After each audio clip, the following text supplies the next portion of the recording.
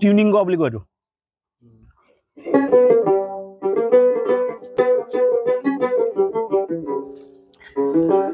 মই কথা এটা কৈ লওঁ, আপুনি ৰখাই দিয়ক।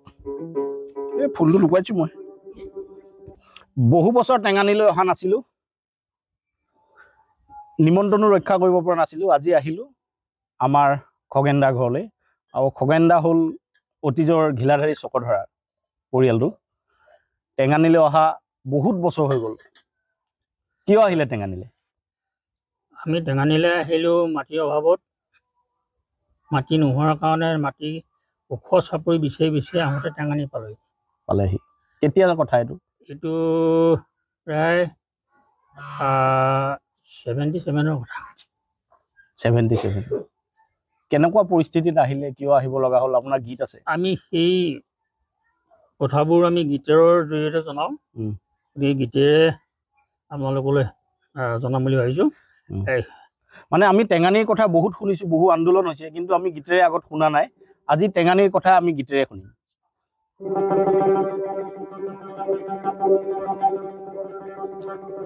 মহাবাহু ব্ৰহ্মপুত্ৰৰ পানলে পৰি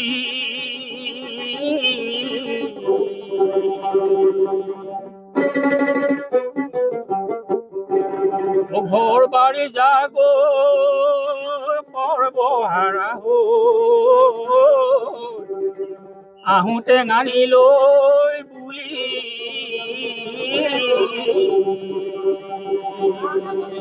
বোলো, আহোঁ টেঙানীলৈ বুলি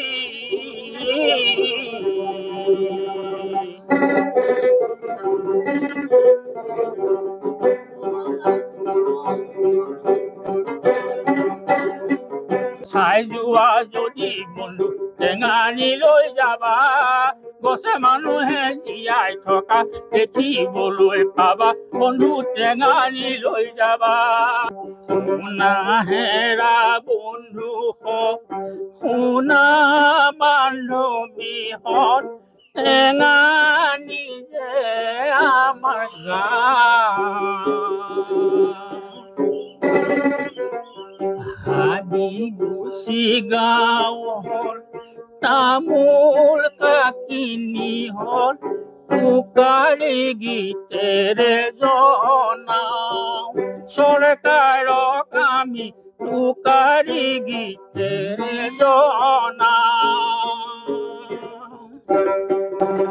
70ৰ দশকতে ভোটৰ কেন্দ্ৰ বহে, আমিও ভোট দিবলৈ পাওঁ। বনগাঁও ৰাজগাঁও আদি স্থাপন হয়, টোকাৰী জনাওঁ। বন্ধুসকল, আম জাম বা বেদ সোণাৰু কঁঠাল, তামোল পাণ নাৰিকলে দেখিবলৈ ভালে।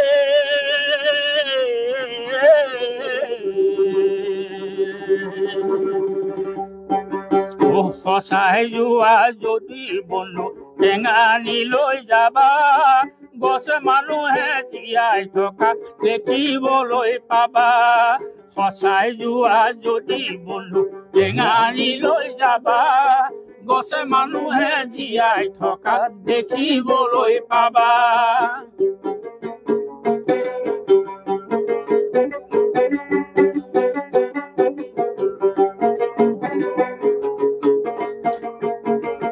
কদম সোণাৰু নাৰিকল গছে, শাৰী শাৰী আম কঁঠাল থালি জালি আছে, বন্ধু টেঙানীলৈ যাবা। টেঙানী যে সেউজীয়া নয়ন ভৰি চাবা, সেউজীয়া পাচলিৰে এসাজু খাবা, বন্ধু টেঙানীলৈ যাবা। একেবাৰে শেষত যিটো বাক্য, গছে মানুহে জীয়াই থকা চাবলৈ হ'লে টেঙানীলৈ যাবা, এই মুহূৰ্তত এইটো এটা বহুত ডাঙৰ বাৰ্তা। এই কথাটোৱে বহুত ডাঙৰ ডাঙৰ ৰাষ্ট্ৰীয় পৰ্যায়ত, আন্তঃৰাষ্ট্ৰীয় পৰ্যায়ত আলোচনা হয় যে কেনেকৈ প্ৰকৃতিক সুৰক্ষা কৰিব লাগে। সেইকাৰণে আমি কওঁ যে টেঙানীত কিন্তু এই গছে মানুহে জীয়াই থাকি এটা ডাঙৰ বাৰ্তা দিব বিচাৰিছে। আমি আৰু এটা কথা ক'ব পাৰোঁ যে টেঙানীয়ে যিটো আজিৰ তাৰিখত আমাৰ ভিলেজ টুৰিজিম, গ্ৰাম্য যিটো পৰ্যটন, এই গ্ৰাম্য পৰ্যটনৰ এটা ডাঙৰ কেন্দ্ৰ হ'ব পাৰে বিশ্বৰ টেঙানী। কাৰণ ইয়াতে এটা সৌন্দৰ্য কথা আছে যে টিলাবিলাক আছে, নহয় জানো? গছ গছনি আছে, গছ গছনি কোনো মানে ক্ষয় ক্ষতি হ'বলৈ ইয়াত দিয়া নাই, খেতি বাতিৰ পৰা আৰম্ভ কৰি। এইটো টেঙানীৰ কাৰণে আটাইতকৈ ডাঙৰ কথা, নহয়? যেতিয়া আমাৰ উচ্ছেদ হৈছিলে, আমি উচ্ছেদৰ মানে এনেধৰণৰ উচ্ছেদ হৈছিলে, হাতী লগাই ঘৰবিলাক ভাঙি দিছিলে, ভাঙি গছকাই ভাঙি ছিঙি পেলাইছিলে। তথাপিও তাতে শান্ত নহৈ পুলিচ বাহিনীয়ে ঘৰবিলাক জ্বলাই দিছিলে। তেতিয়া আমি মনতে খুব পাই বেদনাদায়ক হৈ, মনত বেজাৰ হৈ বহুত মানে গীত মাত ইত্যাদি আমি কবিতাৰ যোগেদি, গীতৰ যোগেদি ৰাইজক তথা চৰকাৰক। টেঙানীত কেইবাৰ উচ্ছেদ হ'ল এতিয়ালৈকে? টেঙানীত আমি উচ্ছেদ 5বাৰমান পাইছিলোঁ। 5বাৰমান সেইটো 2002 চনৰ সেইটো বহুত ডাঙৰ উচ্ছেদ এটা আছিলে। যে আপুনি টেঙানী এই যিটো সংঘাতময় জীৱন, উচ্ছেদৰ ঘটনাটো বিশেষকৈ, এই উচ্ছেদক লৈ কিবা গীত ৰচিছিলে নেকি? আছে ন? উচ্ছেদখিনিতে এটা কথা কওঁ, এই যিখিনি গীত তেখেতে পৰিৱেশন কৰি আছে, আমাৰ শ্ৰদ্ধাৰ খগেন দাস দাদাই, তেখেতে নিজেই লিখা এখন কিতাপ। মই আপোনাক কিতাপখন অকণমান দেখাই দিছোঁ। গীতৰ পুথি, বাৰে ৰহণীয়া টোকাৰী গীত, খগেন দাস, তেখেতে নিজেই লিখা। আপোনাৰ আৰু গীতৰ পুথি আছে? কবিতা পুথি আছে ন? আপোনাৰ কবিতা এটা শেষত শুনিম। এতিয়া আমি টেঙানীৰ গীত এটা শুনিছোঁ উচ্ছেদৰ। টেঙানীৰ উচ্ছেদ হোৱাৰ পিছত আমি সংগ্ৰাম সমিতি গঠন হ'ল, সকলো ৰাইজ মিলি। সেই সংগ্ৰাম সমিতিয়ে গঠন হোৱাৰ সিদিনাখনেই এই গীতটো লিখিছিলোঁ। তাকে অকণমান গাবলৈ চেষ্টা কৰিম।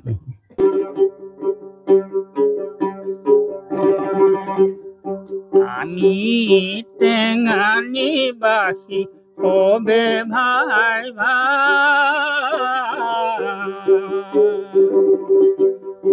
আমাৰ মাজত কোনো ভিন নাই, আমাৰ মাজত কোনো ভিন নাই।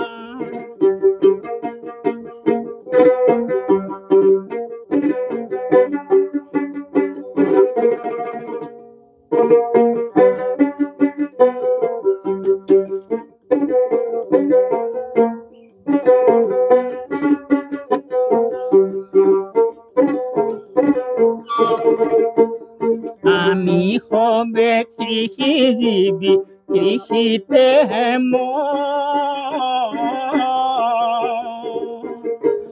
পুৱা গধূলি কৰোঁ হৰিৰ কীৰ্তন, পুৱা গধূলি কৰোঁ হৰিৰ কীৰ্তন।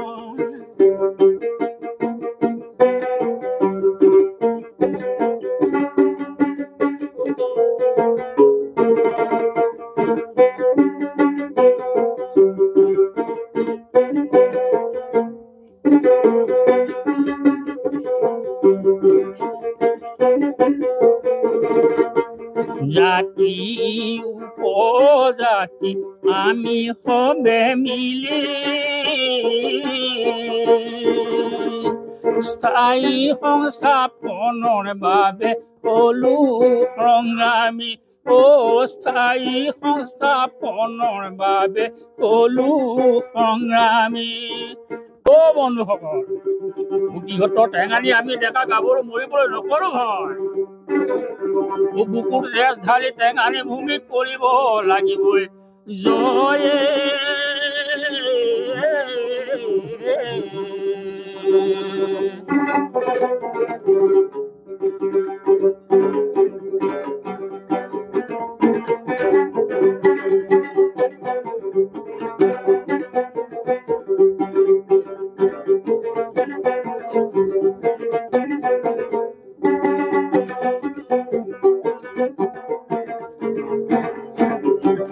সংগ্ৰাম কৰিবৰে হ'ল মনোভাই, সংগ্ৰাম কৰিবৰে হ'ল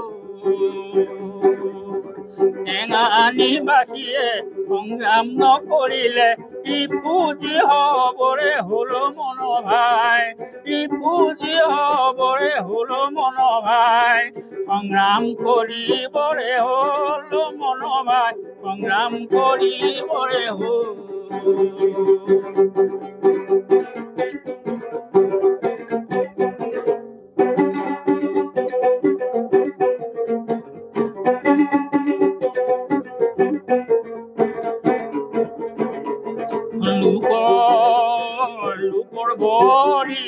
খোজ নেকাঢ়িবা লোকৰ ভৰিয়ে খোজ নেকাঢ়িবা উজুতিত ভাঙিব ভৰি মন ভাই উজুতিত ভাঙিব ভৰি মন ভাই নিজৰ ভৰিৰ ওপৰত নিজেই থিয় হোৱা নিজৰ ভৰিৰ ওপৰত নিজেই থিয় হোৱা তেহে মুক্তি টেঙানি মন ভাই তেহে মুক্তি টেঙানি মন ভাই সংগ্ৰাম কৰিবৰে হ'ল মন ভাই সংগ্ৰাম কৰিবৰে হ'ল টেঙানিবাসীয়ে সংগ্ৰাম নকৰিলে ত্ৰিভুজি হ'বৰে হ'ল মন ভাই ত্ৰিভুজি হ'বৰে হ'ল মন ভাই ত্ৰিভুজি হ'বৰে হ'ল মন ভাই টেঙানীক লৈ এইটো এটা বহুত ধুনীয়া গীত আপুনি শেষৰ যিকেইটা বাক্য সেই বাক্যকেইটা আপুনি কৈ দিয়কচোন অকণমান বুজাই দিয়ক শেষৰ বাক্য নিজৰ ভৰিৰে লোকৰ ভৰিৰে খোজ নাকাঢ়িবা লোকৰ ভৰিৰে আমি যদি নিজে গোট নাখাওঁ নিজে যদি টেঙানীলে টেঙানীৰ পৰা ওলাই নাযাওঁ যে আমি গুৱাহাটী গৈ মিটিং পাতিছোঁ মিটিং পাতি গুৱাহাটীৰ পৰা খোজকাঢ়ি আহি ঘৰ পাইছোঁহি গুৱাহাটীৰ পৰা আমি পদযাত্ৰা কৰিছিলোঁ টেঙানীবাসীয়ে গতিকে আমি সেইখিনি নিজৰ ওপৰত আমি নিজে টেঙানীবাসীয়ে নিজেই খোজকাঢ়ি বেলেগে কৰি বেলেগৰ ওপৰত আমি আশা কৰা নাই আৰু এই বাক্যটো মোৰ বহুত ভাল লাগিলে বিশেষকৈ অসমীয়া জাতিয়ে যদি আজি নিজৰ ভৰিত থিয় নিদিয়ে নিজৰ ভৰিয়ে খোজ নাকাঢ়ে লোকৰ ভৰিৰ ওপৰত কিন্তু অসমীয়া জাতিলেও আপুনি বাক্যটো ক'ব পাৰে কিন্তু বহুত ধুনীয়া বাক্য এটা তেখেতে লিখিছে মোৰ খুব ভাল লাগিলে লোকৰ ভৰিৰে খোজ নাকাঢ়িবা উজুতিত ভাঙিব ভৰি নিজৰ ভৰিৰ ওপৰত নিজে থিয় হোৱা তেহে মুক্তি টেঙানী বহুত ধুনীয়া লাইন এইটো আৰু এটা কৈছে টেঙানীবাসীয়ে সংগ্ৰাম নকৰিলে ৰিফিউজি হ'বৰে হ'ল সমনীয়া আচ্ছা এতিয়া কওকচোন টেঙানী সেই বিপদ এতিয়া মুক্ত নে টেঙানী বিপদ মুক্ত বুলি একেবাৰে ক'ব নোৱাৰা একাংশই এই পতাৰ নামত চিঠিখন পাইছে মিচিং জনজাতিসকলে তাৰপিছতে কবুতৰসকলে পোৱা কথা ঘোষণা কৰিছে এতিয়ালৈকে পোৱা নাই কিন্তু আশা আছে পাম বুলি আশা আছে তথাপিতো মানে এতিয়াও ভয় এতিয়াও বিপদ মুক্ত নহয় এতিয়াও ভয় এটা আছে তাৰপিছত বহুত বেছি ভাল লাগিলে বিশেষকৈ এইকেইটা গীত আৰু টেঙানীক এতিয়া আপুনি এটা কওকচোন টেঙানী বাট ঘাট যাতায়ত বিজুলী পানী যোগান শিক্ষা এইবিলাক কেনেকুৱা এতিয়া অৱস্থা বিজুলী পানী যোগান বুলিবলৈ নায়েই আমি নাই পোৱা পানী যোগান এতিয়ালৈকে পোৱা নাই গতিকে বিজুলী বাতি পাইছে কিন্তু দাম এই মাহেকীয়া যিটো টেক্সটো বেছি দিব লাগে বিলটো বেছি দিব লাগে বহুত দিব লগা হয় আকৌ মানে কি হয় যিটো সময়ত আমি পাব লাগে বিদ্যুৎটো সেইখিনি সময়ত আমি নাপাওঁৱে সেই এটা সমস্যা হৈছে আৰু ৰাস্তা পদূলি আমাৰ বিশেষকৈ আমাৰ মূল ৰাস্তাটোৱে আছে আমাৰ যিবোৰ পথবিলাক নাই আৰু তাতে বিশেষকৈ আমাৰ সমস্যাটো আছে যে নগুৰা হস্পিটেলখনে প্ৰায় 15খনমান গাঁৱৰ মানুহ অহা যোৱা কৰে এই নগুৰা মাত্ৰ স্বাস্থ্য আপোনালোকে এতিয়া খৰালি আপোনালোকে যাব লাগে বাঁহৰ দলং গতিকে সেই দলংখন হোৱা কথা আছে আৰু এইফালে ৰেল যিটো লাইন তাত গেটখনো নাই মানে মায়াপতি তেখেতসকলে বহুত অঘটনো হৈছে এই দলংখন আপোনালোকক লাগে চাগে নিশ্চয় লাগে এখন কি দলং বুলি আপোনালোকে দাবী কৰিব বিচাৰে যিখন দলঙৰ কথা কৈ আছে আমি নগুৰাৰ মানে এই টেঙানী মানে সংযোগ কৰা যিখন দলং নগুৰা স্বাস্থ্য দৈয়াঙৰ ওপৰত যিখন দলং মানে হ'ব বুলি মানে বিশ্বজিৎ ফুকন আমাৰ বিধায়ক কৈছে হ'ব বুলি কৈছে তাত মানে আধাখিলা স্থাপন কৰিবৰ কাৰণে এটা পকা হেৰি এটা বনাইছিলে সোনকালে হ'ব বুলি আমি আশা কৰোঁ গতিকে আমি আশা কৰোঁ কিন্তু এতিয়ালৈকে কোনো সংসূত পোৱা নাই কিন্তু আমি আশাবাদী আমি তেখেতক অনুৰোধ জনাইছোঁ বিশেষকৈ এইটো বহুত ডাঙৰ সমস্যা দলংখনৰ আৰু এটা ডাঙৰ সমস্যা হৈছে ইয়াৰ উপপথবিলাক যদি অলপ ভাল নহয় বিশেষকৈ টেঙানীৰ বহুত টিলা আছে আৰু ইয়াৰ মাটিবিলাক বাৰিষা বহুত পিছল হয় গৰাত মানে উঠিবলৈ বহুত পিছল হয় বহুত ওখ গৰা আছে অৱশ্যে এইটো টুৰিজিমৰ কাৰণে বহুত ভাল যে ওখ টিলা আছে গছ গছনি আছে মানে ইয়াৰ ওপৰৰ পৰা চাবলৈ মানে ধৰক বহুত ভাল লাগে ওপৰৰ পৰা চাবলৈ ভাল লাগে গতিকে ইয়াত গ্ৰাম্য পৰ্যটনৰ কাৰণে এটা বহুত ভাল ভূমি হ'ব পাৰে আৰু বিশেষকৈ ইয়াত গছে মানুহে একেলগে জীয়াই আছে এইটো অক্ষুণ্ণ ৰাখক বুলি ভাবিছোঁ আপুনি শেষত আৰু এটা গীত শুনাই দিব নেকি শেষত কবিতা এটা গাই দিওঁ কবিতা এটা গাই দিব নমস্কাৰ মই খগেন দাস আপোনালোকলৈ আগবাঢ়িছোঁ এইবাৰ আকাৰ উচৰিকা নথকা এটি কবিতাটোৰ নাম থৈছোঁ ভকতৰ ধন ভকত পৰম ধন কমল নয়ন ভৱতৰণত মন ৰহ যতন ভকত লগত মন বহ কথনত চৰণত শৰণল পদ কমলত কত তপ জপ ফল দৰৰ জনম সফল কৰ মন সময় বৰ কম ধন জন ঘট নচলয় লগত খৰ ধৰ কৰ মন সৰ সমৰত মৰণ পৰত কহ কমল নয়ন যমৰ ঘৰত মন নহয় অগমন।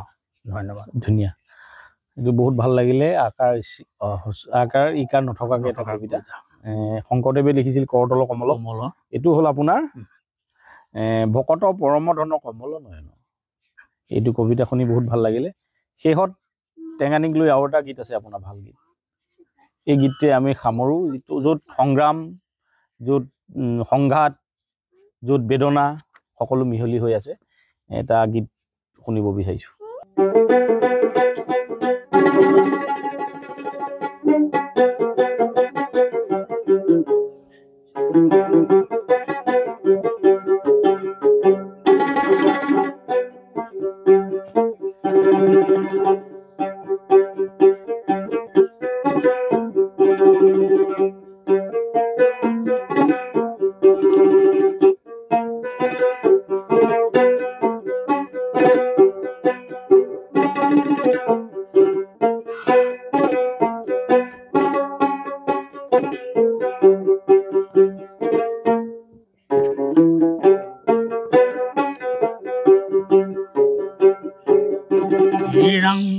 বাষষ্ঠি চনতে মাজুলী দ্বীপতে বানৰ কবলত পৰি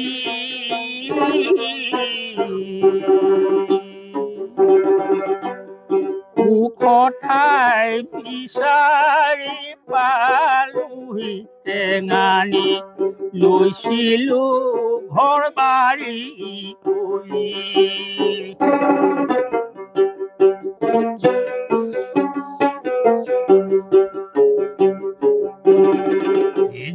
কিয় বিয়া কৰিলো প্ৰজন্ম দিলো কহনীয়াত তুমি হেৰুৱালো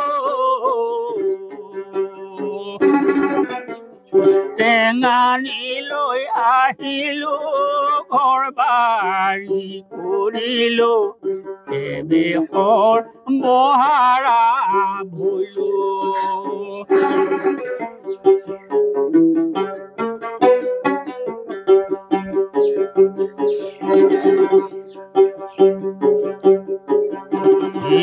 জয় উচ্ছেদ কৰিছিলে টেঙানীতে ঘৰ দুৱাৰ জ্বলাই দিলে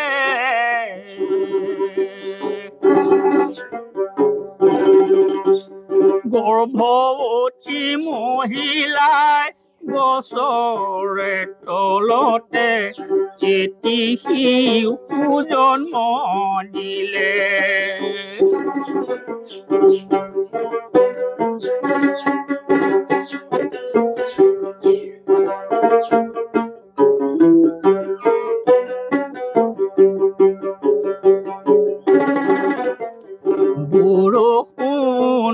তিতি ৰ'দত শুকাই নাহিকে মানুহৰ কায়া মৰু মৰু বুলি মৰিব নোৱাৰি আকে যন্ত্ৰণা ভুগিয়া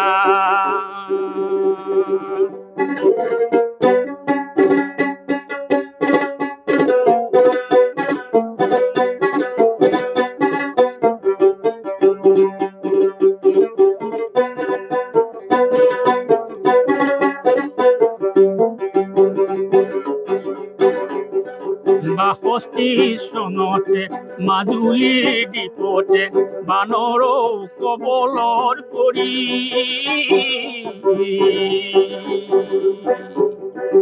ওখ ঠাই বিচাৰি পালোহি টেঙানী লৈছিলো ঘৰ বাৰী কৰি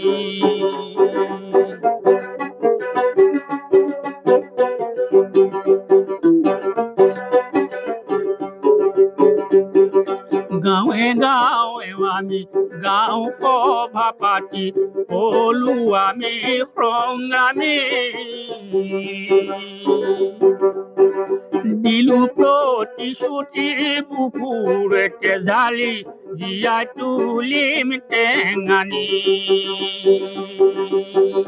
৬২ চনতে মাজুলী দ্বীপতে বানৰে কবলত পৰি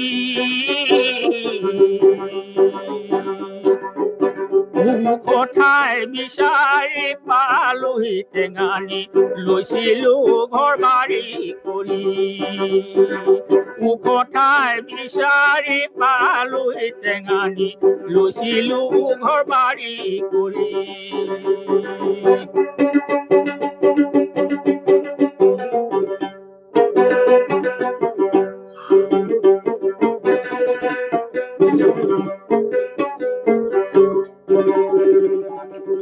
ধন্যবাদ যেতিয়ালৈকে বানপানী থাকিব গৰাখহনীয়া থাকিব মানুহৰ এই দুৰ্দশা থাকিব তেতিয়ালৈকে এই গীতবিলাক সদায় চাগে সময়োপযোগী হৈ থাকিব এতিয়াও এই গীতবিলাকে আপোনাৰ এই গীতে মানুহৰ মানে এই সৰ্বহাৰা দিশটোৰ কথা কৈ আছে নহয় জানো সৰ্বহাৰা দিশটোৰ কথা কৈ আছে পাণ দিয়ক এতিয়াও এই গীতবিলাকৰ প্ৰাসংগিকতা আছে টেঙানীত নিশ্চয় যেতিয়ালৈকে সমস্যাবোৰ শেষ নহ'ব মানুহৰ যেতিয়ালৈকে সমস্যা শেষ নহ'ব তেতিয়ালৈকে প্ৰাসংগিকতা থাকিব নহয় জানো এতিয়া টেঙানীত যিকোনো অনুষ্ঠান পাতিলে এই গীতবিলাক পৰিৱেশন কৰিবলৈ কয় আপোনাৰ মানুহ আহিলোঁ আৰু শুনি ভাল পাব যে সেইদিনাখন সিদিনাখন গুৱাহাটীৰ পৰা আহিলে দুজন মিজোৰামৰ পৰা আহিলে দুজন দিল্লীৰ পৰা আহিলে এগৰাকী মহিলা যোৰহাটৰ আহিলে দুজন এই গীতবিলাক আমাৰ বাণীমোহন কৰি কেমেৰা কৰি লৈ গৈছে এতিয়া আমি টেঙানীলৈ আজি আহিলোঁ খগেন দাস দাদাৰ লগত কথা বতৰা পাতিলোঁ বহুত ভাল লাগিলে আমি আকৌ টেঙানীলৈ আহিম আৰু এই গীতবিলাক জীয়াই থাকিব লাগিব আৰু টেঙানী সংগ্ৰামখনো জীয়াই থাকিব লাগিব নহয় জানো নিশ্চয় গতিকে আমি আপোনালোক অহাৰ বাবে ধন্যবাদ জনালোঁ আমি আশা কৰিম এই গীতবিলাক প্ৰচাৰ হ'লে আমাৰ ভাল লাগিব গতিকে অন্যথা মানুহেও সংগ্ৰাম কৰিবৰ কাৰণে উৎসাহ পাব আৰু আশা কৰিম ভৱিষ্যতেও যাতে লগ পাওঁ ধন্যবাদ